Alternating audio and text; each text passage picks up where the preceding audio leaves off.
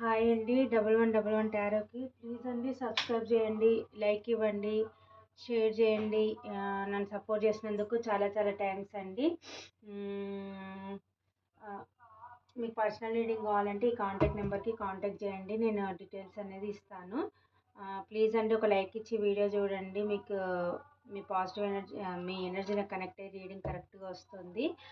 నేను షెడ్యూల్ చేసేటప్పుడు కూడా మీ పార్ట్నర్ ఏమన్నా డేట్ ఆఫ్ బర్త్ అన్న తలుచుకోండి, మీకు పర్ఫెక్ట్గా రీడింగ్ వస్తుందన్నమాట. ప్లీజ్ అండి ఒక లైక్ ఇవ్వండి. కామెంట్స్లో పెడుతున్న వాళ్ళకి అందరికీ ప్రతి ఒక్కరికి కూడా చాలా చాలా థ్యాంక్స్ అండి. మీకు ఒకవేళ పాజిటివ్ ఎనర్జీ మీకు వస్తే, ఈ పాజిటివ్ రీడింగ్ వస్తే మీరు క్లెయిమ్ చేసుకోండి. Thank you universe, thank you angels అన్ని క్లెయిమ్ చేసుకోండి. కామెంట్స్లో కూడా రిప్లై ఇవ్వండి, మీకు రిజనేట్ అవుతున్నాయా లేవా అనేది.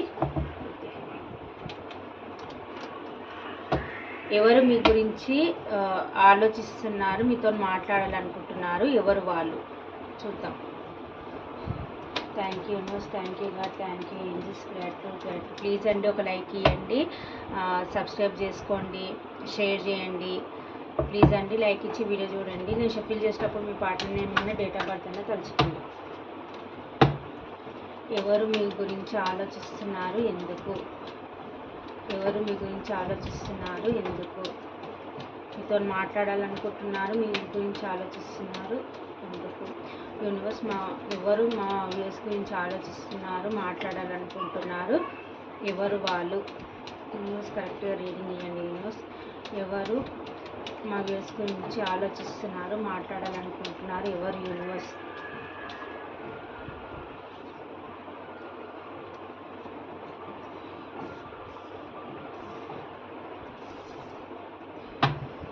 ఎవరు? యూనివర్స్ మా వ్యూస్ గురించి మాట్లాడాలనుకుంటున్నారు, ఎవరు వాళ్ళు?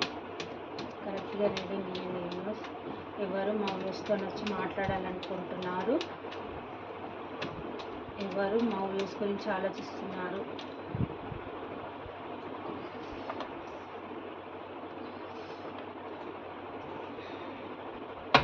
ఎవరు మా వ్యూస్ గురించి ఆలోచిస్తున్నారు, ఎవరు మా వ్యూస్ గురించి మాట్లాడుతున్నారు?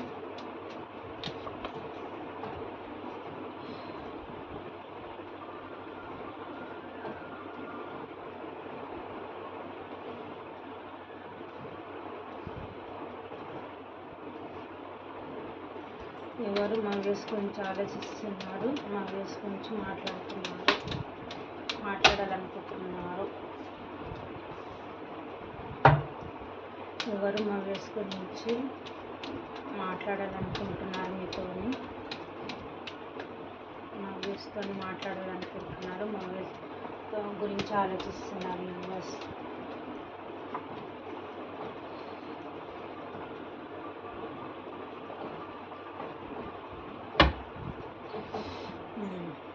కార్డ్స్ కనిపిస్తున్నాయి అండి.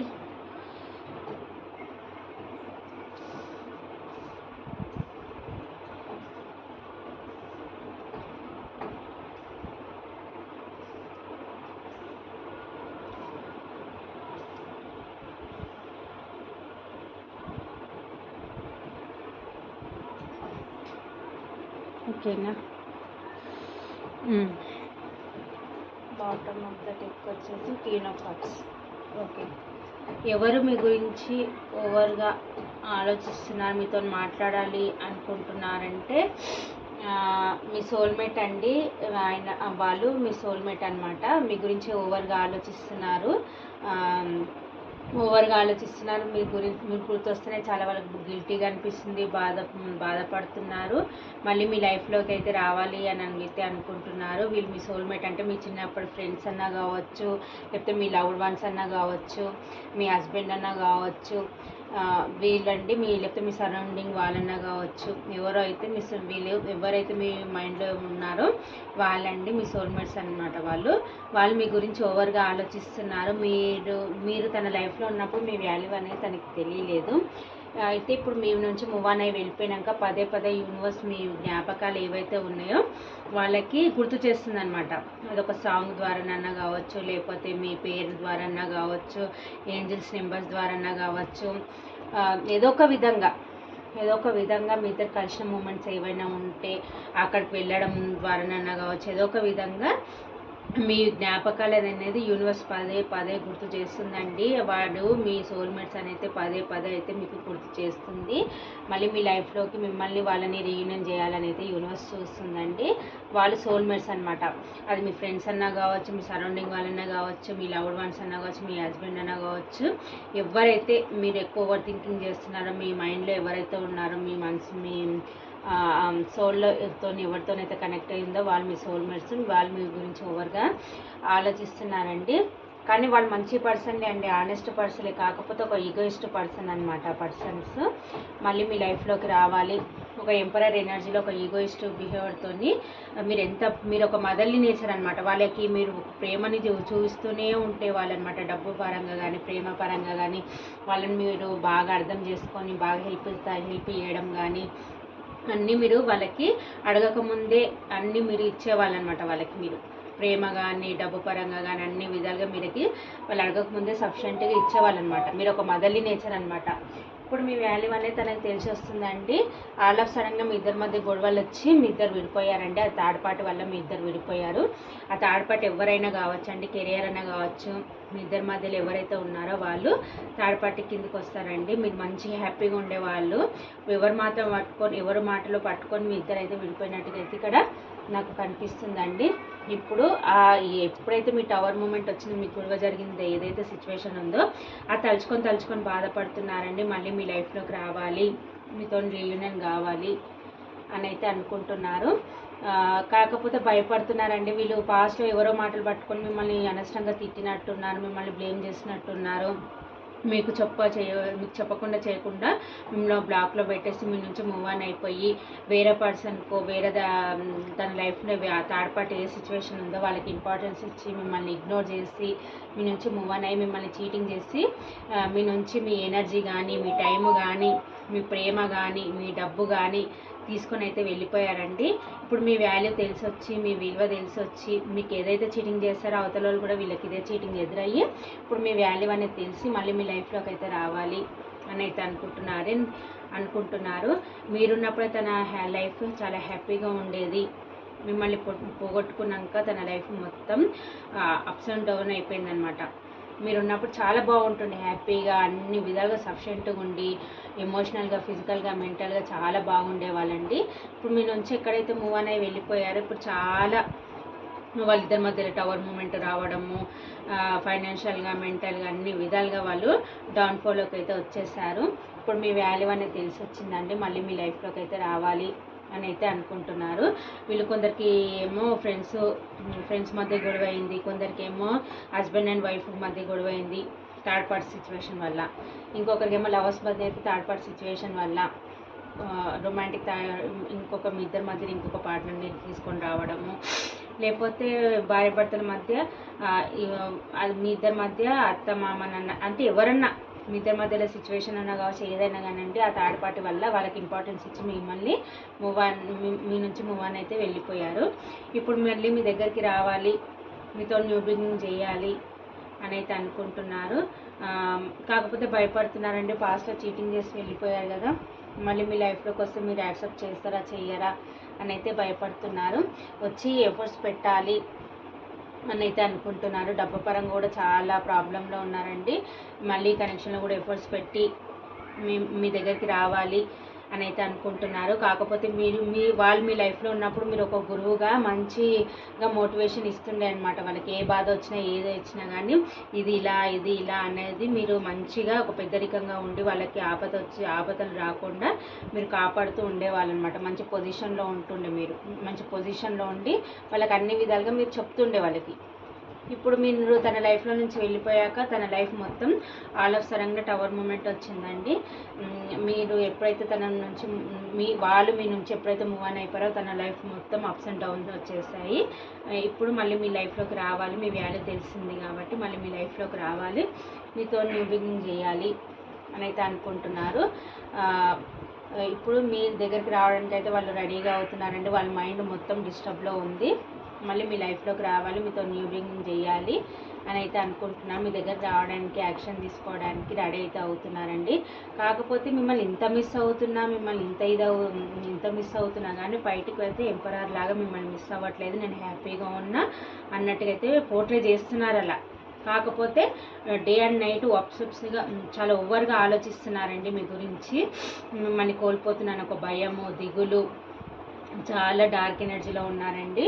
ఓవర్ థింకింగ్ చేస్తున్నారు. మళ్ళీ మీ లైఫ్లోకి రావాలి, మీతో న్యూ బిగినింగ్ చేయాలి అని అయితే అనుకుంటున్నారు. క్లారిటీగా తను చేసిన తప్పు అయితే ఏదైతే ఉందో మీతోనొచ్చి మాట్లాడి క్లియర్గా కమ్యూనికేషన్ చేసి న్యూ బిగినింగ్ చేయాలి. క్లారిటీగా మాట్లాడి నేను చేసింది పాస్ట్లో తప్పు, ఇప్పుడు మళ్ళీ నీ చేసిన దానికి నన్ను క్షమించి నీవు మళ్ళీ నా లైఫ్లోకి రావాలి అని, మిమ్మల్ని తన లైఫ్లోకి రావాలి అన్నట్టుగా మీతో న్యూ బిగినింగ్ చేయాలి అన్నట్టుగా పాస్ట్ అంతా పాస్ట్ను మర్చిపో, మళ్ళీ మనం ఇద్దరం కలిసి న్యూ బిగినింగ్ చేద్దాము అని మాట్లాడాలి అని అయితే అనుకుంటున్నారు. మళ్ళీ మీ ఇద్దరు కనెక్షన్లోకి రావాలి అని అయితే అనుకుంటున్నారు. మిమ్మల్ని ఒక సోల్మేట్ లాగా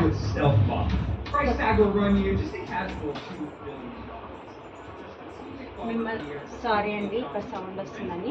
ఇప్పుడైతే మళ్ళీ మీ లైఫ్లోకి రావాలి అని అయితే అనుకుంటున్నారు. నువ్వు నా సోల్మేట్వి, నువ్వు నా మంచి కోరుకునే పర్సన్వి, నీ వాల్యూ నాకు తెలిసి వచ్చింది అని మీ దగ్గరకు వచ్చి చెప్పాలి అనుకుంటున్నారు. మిమ్మల్ని ఎంత మిస్ అయ్యారో, మీరు మీ నుంచి మూవ్ అయ్యి వెళ్ళిపోయినాక వాళ్ళు ఎన్ని కష్టాలు పడ్డారో అవన్నీ వచ్చి మీకు చెప్పాలి అని అయితే అనుకుంటున్నారు. మళ్ళీ మీ దగ్గరకు వచ్చి అపాలజీ అడిగి మీతోనైతే న్యూ బిగినింగ్ చేయాలి, ఒక క్లారిటీగా మాట్లాడుకొని న్యూ బిగినింగ్ చేయాలి. మళ్ళీ ఇంకా ఏ అదర్